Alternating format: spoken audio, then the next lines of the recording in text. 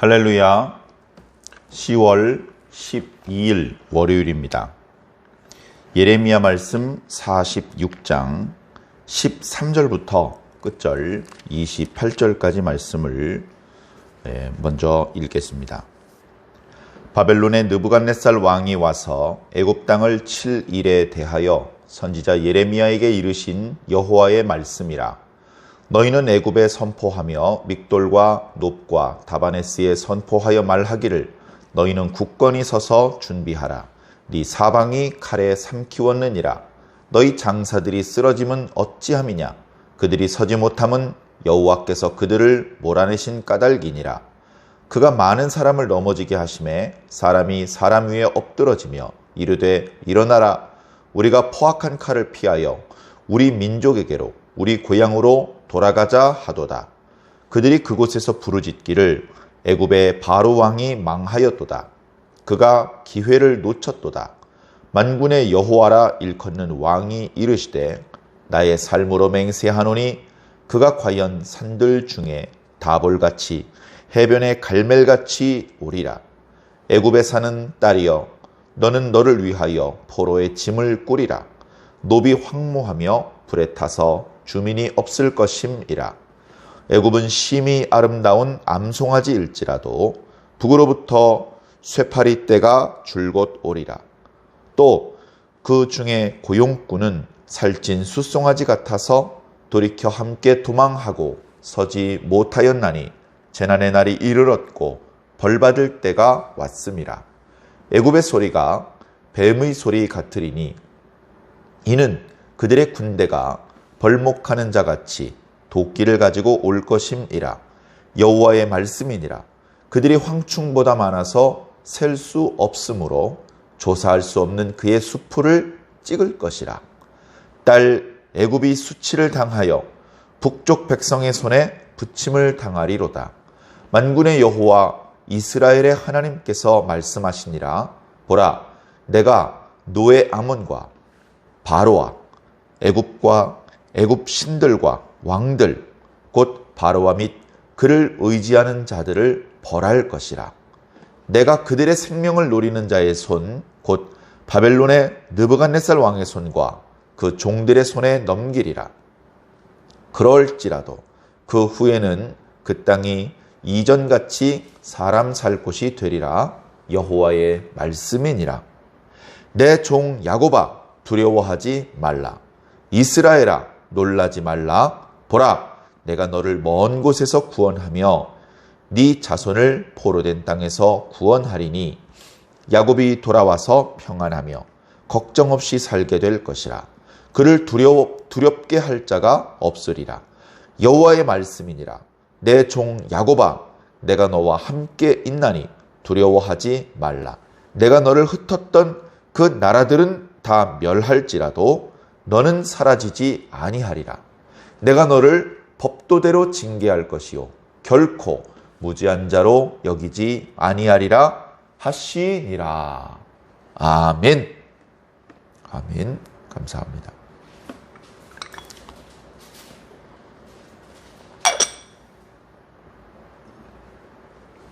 어제 말씀에 이어서 애굽에 대한 하나님의 말씀입니다.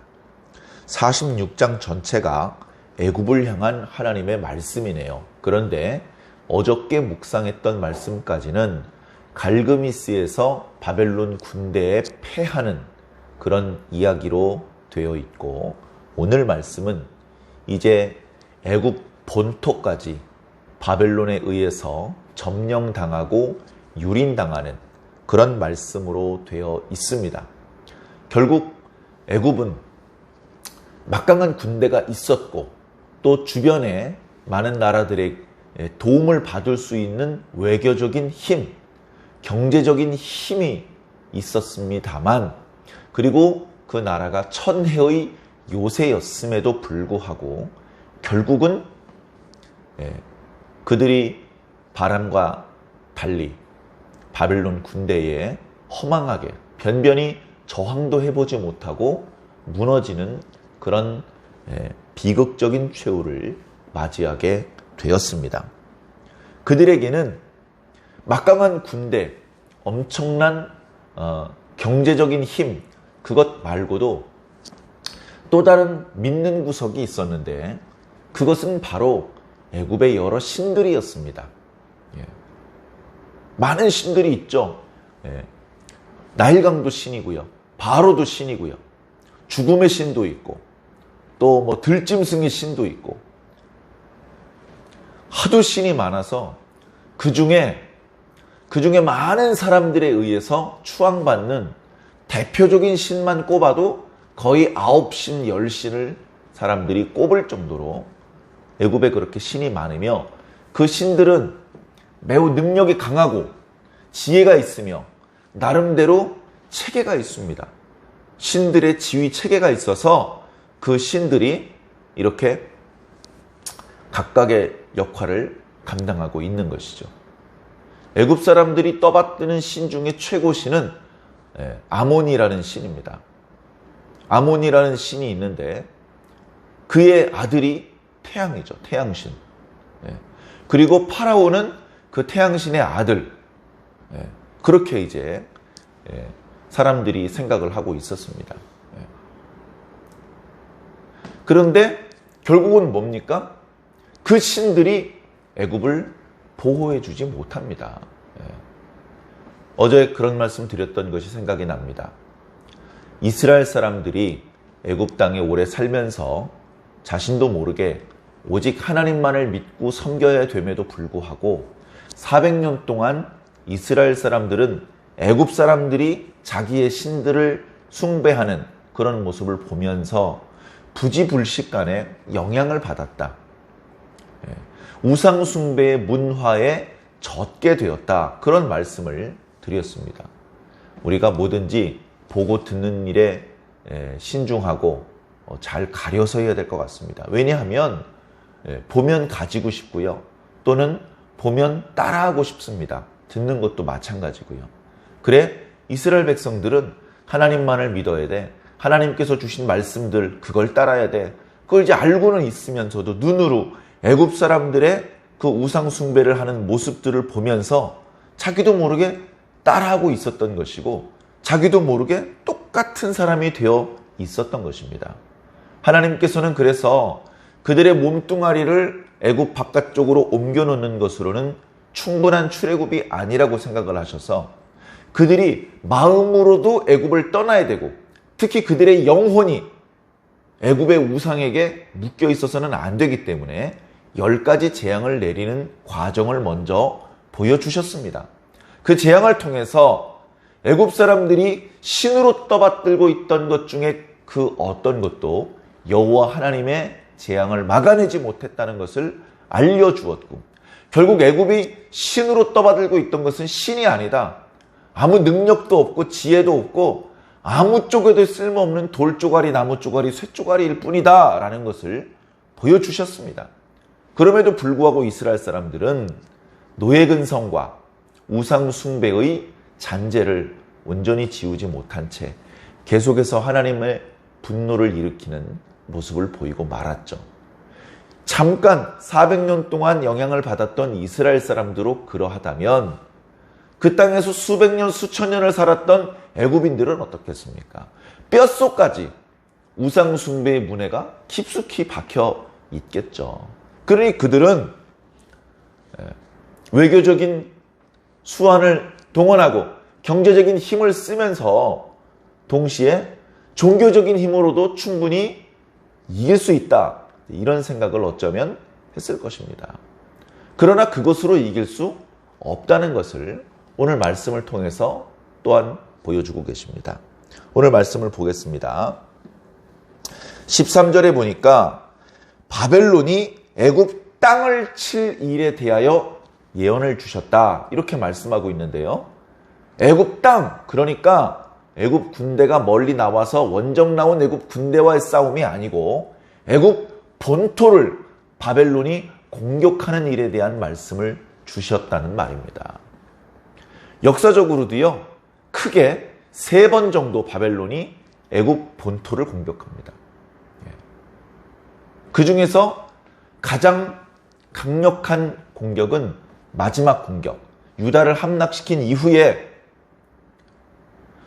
예레미야 선지자가 예언한 대로 내가 바벨론 왕 느부갓네살을 다시 부를 것이다. 그의 군대를 다시 부를 것이다 라고 말씀하셨던 그 예언의 응답으로서 왔던 기원전 566년의 공격이 가장 강력하고 맹렬한 공격이었습니다. 그 전에도 기원전 588년에도 601년에도 공격이 있었지만 그때는 애굽 땅 내륙 깊숙한 곳까지 치고 들어가지 못했어요. 여러 가지 이유가 있었죠. 그 제국의 반대편에서 일어난 반란을 잠재우기 위해서 병력을 뺄 수밖에 없었고, 또 전 바벨론의 왕이 죽어서 그래서 왕위 계승자가 수도로 돌아가야 되기 때문에 병력을 뺄 수밖에 없는 그런 사정들이 있었습니다. 그러나 마지막 기원전 566년의 공격은 맹렬하기도 하고 바벨론이 애굽이 감당할 수 없는 그런 공격이었죠. 그때 그 공격을 말씀하고 있는 것입니다. 14절 너희는 애굽 사람들한테 알려라. 믹돌과 높 다바네스 이야기를 하는데요. 다바네스는 우리가 익숙하게 이미 들어서 알고 있습니다. 유다 땅에 남아있던 유다인들 중에서 자꾸 문제가 일어나서 그들이 바벨론 사람들을 두려워해서 애굽으로 도망가는데 다바네스라고 하는 곳에 정착을 하게 됩니다. 거기서도 하나님께서 계시의 말씀을 주셔서 돌멩이를 다바네스에 있는 바로의 궁전의 대문 축대 밑에 감추게 하면서 그 행동이 어떤 의미를 가지고 있는지 유다 사람들한테 예언을 하는 그런 말씀도 우리가 묵상을 했었죠. 자, 그곳에 있는 사람들한테 말합니다. 너희들 이제 공격을 받게 될 테니까 방어를 준비해라. 너희들이 할 수 있는 최선의 만반의 태세를 다 갖추어라. 이것은 애굽 사람들을 도와주기 위한 말씀이 아니고요. 야, 니들 대비할 수 있으면 한번 해봐. 할 테면 한번 해봐라. 그러나 소용은 없을 것이다 라는 그런 말씀입니다. 15절에 너희의 장사들이 쓰러짐은 어찌함이냐 라고 말하고 있는데요. 여기서 장사는 힘이 센 사람을 말하죠. 그런데 원문을 보면 너희의 황소들은 이라는 의미입니다. 그리고 이 히브리어 원문을 헬라어로 처음에 번역할 때는 이렇게 번역을 했습니다. 너희의 황소 신인 아피스가 넘어지면 어찌미뇨. 그래서 이것은 그냥 장사, 힘이 센 사람을 상징하는 것이 아니고 황소로 대변되는 아피스라고 하는 애굽 사람들이 신으로 떠받들고 있던 군대의 신, 그 아피스가 애굽을 지켜주실 것이라고 사람들은 믿고 그리고 이제 그 군대를 이렇게 준비를 했는데 결국은 뭡니까? 신이 넘어졌어요. 신이. 그 애굽의 군대를 지탱해주는 승리를 안겨주는 신이 꽝 하고 넘어졌습니다. 그러니 그 남아있는 군대가 무슨 힘을 쓸 수 있겠습니까? 그들이 믿어마지 않았던 황소의 신이 넘어졌어요. 왜? 하나님께서 몰아내셨기 때문이다 라고 오늘 말씀은 기록하고 있습니다. 그 결과 16절에 있는 사람들, 많은 사람들이 넘어지면서 우리 고향으로 도망가자 이렇게 말합니다. 그러니까 16절에 이 말을 하는 사람들은 누구냐 하면 원래 애굽 땅에 살던 사람이 아니고 지난 말씀 묵상에 나와 있던 것처럼 그 주변에 있는 구스 사람, 르비딤 사람, 리디아 사람 이런 쪽 사람들이 이제 애굽 사람들에 의해서 용병으로 부름을 받은 것이죠. 그런데 그들이 괜히 돈 받고 남의 나라 전투에 끼어들었다가 자신들의 목숨만 잃어버리게 될 것 같으니까 말하는 겁니다. 야, 우리 저 포악한 칼을 피하여서 우리 민족에게로, 우리 고향으로 돌아가자. 돌아가면서 자신들을 부른 애굽 왕 바로를 칭찬했겠습니까? 막 욕을 하는 것이죠. 야, 저 바로의 때는 지나갔다. 저가 기회를 놓쳤다. 저가 바벨론 군대를 막을 수 있는 기회를 잃어버렸다. 저 멍청한 놈들 때문에 우리까지 죽을 뻔했다. 그렇게 자신을 부른 애굽 왕 바로를 욕하면서 도망을 갑니다. 18절에 보니까 애굽을 공격하는 바벨론 군대의 기세가 다볼산 같고 갈멜산 같다라고 표현하고 있습니다. 이 다볼산, 갈멜산 공통점은 뭐냐면요. 그 산 주변에 큰 산이 없습니다. 그래서 그 산이 갈멜산은 해변에 서 있고 다볼산은 평원에 서 있는데 그 주변에 산이 없다가 그 산 하나가 우뚝 솟아 있으니까 가까이서 보면 그 산의 위세가 보통이 아닙니다. 그렇게 대단한 위세로 바벨론 군대가 애굽을 향해서 진격해 들어오는 것을 이렇게 표현해주고 계십니다. 자, 그렇게 막강한 기세로 공격해 들어오고 애굽을 도와주는 원군들은 바로 왕을 욕하면서 자기 고향으로 도망을 가버렸기 때문에 이제 애굽에 남아있는 사람들은 뭘 해야 되겠습니까? 포로로 끌려갈 일만 남았죠. 그러니 너희는 포로의 짐을 꾸려라. 너 조금 있으면 포로로 끌려가니까 미리 짐 싸둬. 꼭 가져가야 되는 거 챙겨놔. 그런 말씀을 주시는 겁니다. 그리고 노 또는 높이라고 표현되고 있는 우리 개역 개정판의 이 표현은 영어 성경을 보니까요. 멤피스라고 번역을 하고 있습니다. 당시 애굽의 이제 수도였죠. 수도. 그 수도가 황폐하고 황무해진다. 그러니 불타고 너희들이 더 살 수 없으니 너희가 포로로 끌려갈 테니 그럴 준비나 해라. 20절은 이제 애굽 사람들, 바벨론의 공격을 받는 애굽 사람들의 모습, 그리고 그들을 공격하는 바벨론의 모습을 비유적으로 묘사해 주고 있습니다. 애굽 사람들은 암송아지와 같다. 매우 아름답다.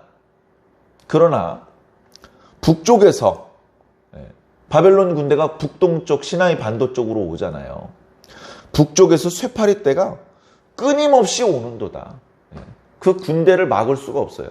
그래서요, 쇠파리 떼가 한 마리가 오면 이 암송아지가 꼬리를 이리저리 흔들어서 쫓아내면 그 말인데, 쇠파리 떼가 때로 몰려오면 이 암송아지가 그 쇠파리들한테 피를 빨려서 죽습니다.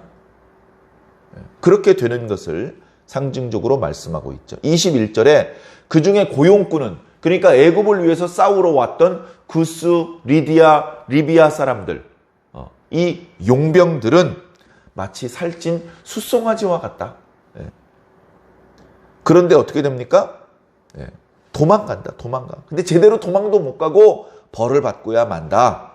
22절은 그들이 도망가면서 뱀 같은 소리를 낼 것이다.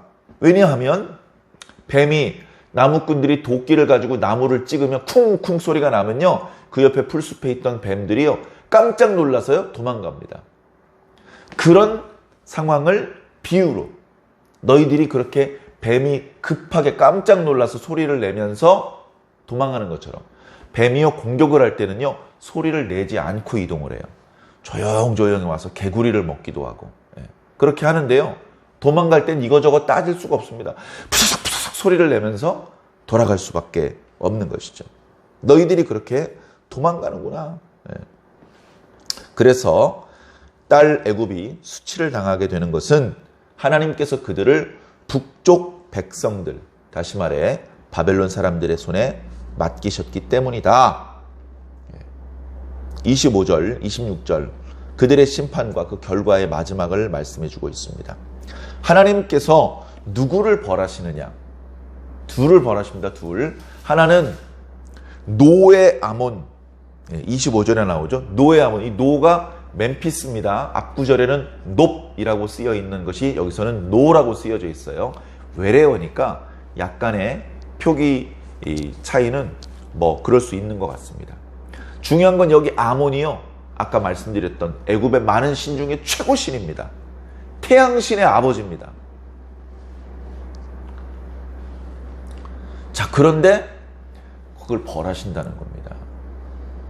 그리고 애굽의 여러 신들, 여러 왕들을 하나님께서 벌하시고 또 하나 누굴 벌하시냐면 그 애굽을 의지하는 자를 벌하신다는 겁니다.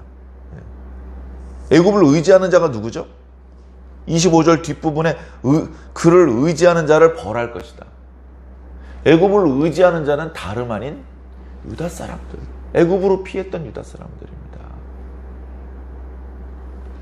그래서 결국은 그 모든 것을 바벨론 왕 느부갓네살에게 붙일 것이다.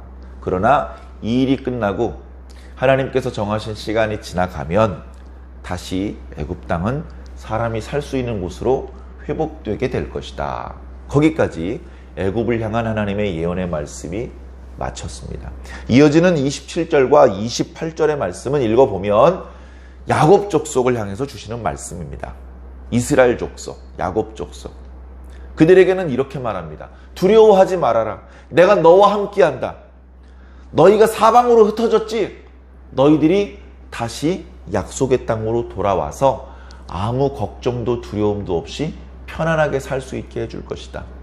너희를 흩었던 나라들 있지? 그 나라들은 내가 혹시 벌을 줄지 몰라도 너희들은 벌을 주지 않을 것이다. 너희들은 사라지지 않을 것이다.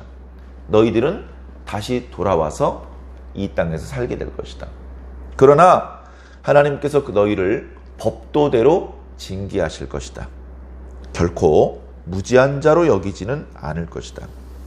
그러니까 이 말씀을 읽고 있는 유다 사람들은요, 생각을 해야 됩니다. 자, 첫 번째, 멀리 흩어져도 하나님께서 돌아오게 해주시는데 애굽으로 도망간 경우에는 돌아올 수가 없습니다. 애굽으로 도망가서 애굽을 의지하려는 자는 벌을 받을 것입니다. 그러나 그 다른 지역, 바벨론의 포로가 되어서 다른 지역으로 흩어졌던 자들은 하나님께서 다시 돌아오게 하실 것이다. 이스라엘 백성들을 포로로 끌고 나가 사방으로 흩어지게 만들었던 나라는 멸망시키겠지만 하나님의 백성들은 다 사라지지 않고 돌아오게 될 것이다. 그러나 법도대로 징계할 것이다. 법도대로 징계한다는 말은 용서하지는 않을 것이다. 없었던 일로 치부하지는 않을 것이다 라는 의미도 있고, 감정에 치우쳐서 잘못한 것보다 더 가혹하게 처벌하지는 않을 것이다. 법도대로 할 것이다. 그런 뜻입니다. 이 말씀을 읽은 유다 백성들은 우리가 약속의 땅으로 돌아가겠구나. 그러나 우리가 범죄하였기 때문에, 하나님을 노엽게 했기 때문에 나라가 패망하고 포로로 사방으로 흩어져서 사는 그런 비극을 맛보았다는 사실을 기억해야 된다. 우리가 다시 하나님께 돌아가서는 하나님께서 주시는 징계를 달게 받고 하나님께 회개하며 다시는 동일한 범죄를 저지르지 않으면서 살아야 된다. 그러면 하나님께서 우리를 긍휼히 여기시고 우리와 함께 하시며 우리가 아무 두려움도 걱정도 없이 편안하게 살 수 있도록 다시 복을 주실 것이다. 그것을 이 말씀을 통해서 깨달아야 되는 것입니다. 그래서 정말 감사한 것은 하나님의 말씀은 내가 화가 많이 났어, 내가 너희들 다 때리고 다 죽이고 다 멸망시킬 거야 로 끝나지 않고 다시 회복시켜 줄 것이다. 너희들이 저지른 잘못에 대해서 죄값을 치르게 하고 그 이후에는 다시 회복하게 하시는 것이, 다시 편안하게 하시고 다시 행복하게 해주시는 것이 하나님의 긍휼이고 하나님의 그 측정이 불가능한 자비하심인 것 같습니다. 그래서 우리는 우리 말씀을 읽으면서 때로는 두렵고 때로는 답답하다가도 숨통이 트이고 하나님께 소망을 두게 되고 감사하게 되는 것입니다. 우리 중에 죄가 없고 허물이 없는 자가 누가 있습니까? 그러나 우리는 우리들의 허물에 대하여 하나님 앞에 자복하고 회개하는 자가 되어야 하며 하나님의 법도대로 주시는 징계를 달게 받고 그리고 용서받은 더 많은 허물들을 딛고 이제 하나님과 원만한 관계를 이루며 하나님 안에서 편안하게 행복하게 살 것을 소망하고 있습니다. 흩어졌던 하나님의 백성들이 돌아오는 것은 역사적으로는 온전히 성취되지 않았습니다. 이 말씀에서는 유다 사람들만 귀환하는 것이 아니고 야곱의 모든 족속, 이스라엘의 모든 지파가 다 돌아올 것을 말씀하셨지만 그러나 실질적으로 역사적으로는 그렇게 되지 않았습니다. 그래서 몇 차례 말씀드렸던 것처럼 이 부분은 예수 그리스도를 믿는 성도들을 통하여서 영적으로 성취될 말씀들입니다. 바로 오늘 우리들에게 주시는 말씀들입니다. 우리는 하나님께 돌아갈 것입니다. 우리의 능력, 우리의 의지 때문이 아닙니다. 하나님의 언약대로, 하나님의 능력을 따라서 하나님의 때에 하나님의 방법으로 그렇게 될 것입니다. 우리는 하나님께 돌아갈 것을 기대합니다. 하나님의 나라에서 평안하고 행복하게 살 것을 소망합니다. 그 과정에서 우리가 받아야 될 징계가 있다면 굳이 두려워하지 않습니다. 왜냐하면 하나님의 징계는 우리를 죽여 진멸하시는 것이 목표가 아니고 우리로 하여금 깨우치고 회개하고 돌이키게 하는 것이 목표이시기 때문에 우리는 빨리 징계를 받고 빨리 회개하고 돌이키는 것이 살 길이고 우리의 징계를 단축시키는 것이고 우리의 행복을 극대화시키는 길이 될 것입니다. 오늘도 지금부터라도 하나님 앞에 회개할 부분이 있다면 회개하고 더 온전한 모습을 하나님 앞에 보여드릴 수 있는 저와 여러분들이 되시기를 바랍니다. 오늘 이제 한 주간의 일상이 시작되는 첫날입니다. 여러 연휴들이나 이런 것도 지나갔고요. 사회적 거리두기도 조금 완화가 되었습니다.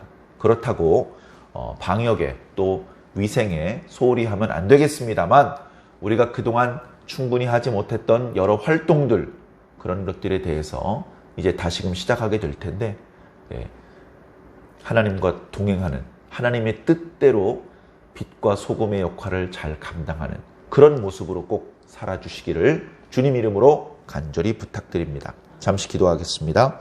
고마우신 아버지 하나님 감사합니다. 오늘도 살아계셔서 우리에게 말씀해 주시고 우리의 모든 것들을 감찰하여 주시며 우리를 옳은 대로 인도하여 주시니 감사합니다. 끊임없이 당신의 종들을 보내시며 여러 가지 방법들로 우리에게 말씀을 주실 때 우리는 그 말씀을 무시하는 자, 그 말씀을 거절하는 자가 되지 않게 하여 주옵시고 그 말씀을 귀담아 들으며 또 그 말씀의 내용대로 실천하는 자가 될 수 있도록 주님 인도하여 주시옵소서. 참된 주의 백성으로 인정받고 칭찬받는 것이 어찌 쉬운 일이겠습니까? 그러나 주께서 우리를 사랑하시며 주께서 우리를 구원하기 위하여 최선을 다하셔서 가장 소중한 것도 아끼지 않으셨던 것을 기억한다면 우리가 좀 더 분발하고 노력하는 것이 어찌 그리 대단스러운 일이겠습니까? 당연히 우리가 해야 될 일을 하는 것인 줄로 믿습니다. 이제 하나님 앞에 예배드리는 시간을 지나 일상의 시간을 사는 동안에도 하나님께 들었던 말씀의 방법대로 살아갈 수 있는 지혜와 능력을 주셔서 빛과 소금으로 살게 하여 주옵시며 많은 사람들을 옳은 대로 돌아오게 할 수 있게 하옵시고 하나님의 뜻을 세상에 드러내는 하나님의 백성다운 백성으로 설 수 있도록 주님 인도하여 주시옵소서. 감사하며 예수 그리스도 이름으로 믿고 기도하옵나이다. 아멘.